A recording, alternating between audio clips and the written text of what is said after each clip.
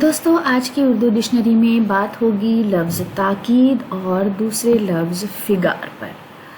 تو شروعات کرتے ہیں لفظ تاکید سے، جس کا مطلب ہے کسی بات کو بار بار کہنا، زور دینا، اصرار کرنا، سخت حکم کرنا۔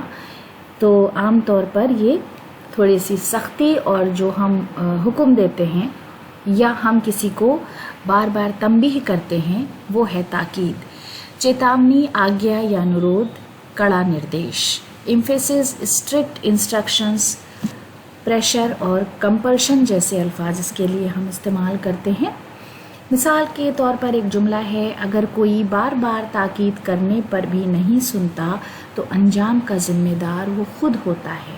یعنی اگر آپ کسی کو بار بار چیتاونی دے رہے ہیں، وارننگ دے رہے ہیں، بار بار اس کو یاد دلا رہے ہیں کسی کام کے کرنے یا نہ کرنے کے لیے، اور اگر وہ نہیں سنتا تو وہ خود ذمہ دار ہے۔ داغ دہلوی کا شعر ہے، عیادت کو میری آ کر وہ یہ تاکید کرتے ہیں، تجھے ہم مار ڈالیں گے نہیں تو جلد اچھا ہو۔ اس کے بعد لفظ فگار، جس کا مطلب ہے عاجز، گھائل اور مجروح۔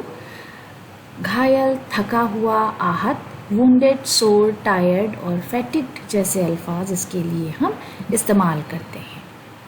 جملے میں اس طرح استعمال کریں گے، کبھی کبھی الفاظ بھی سینہ فگار بن جاتے ہیں، یعنی کبھی کبھی کچھ لوگ ایسے الفاظ، ایسے جملے بول جاتے ہیں کہ دوسرے کے لیے وہ باعث تکلیف ہوتے ہیں۔ بہادر شاہ ظفر کا شعر ہے، گئی یک بیک جو ہوا پلٹ، نہیں دل کو میرے قرار ہے، کروں اس ستم کو میں کیا بیاں، میرے غم سے سینہ فگار ہے۔ تو دوستو اسی شعر کے ساتھ آج کا ویڈیو ختم کرتے ہیں۔ اگلے ویڈیو میں آپ سے پھر ملاقات ہوگی۔ بہت بہت شکریہ۔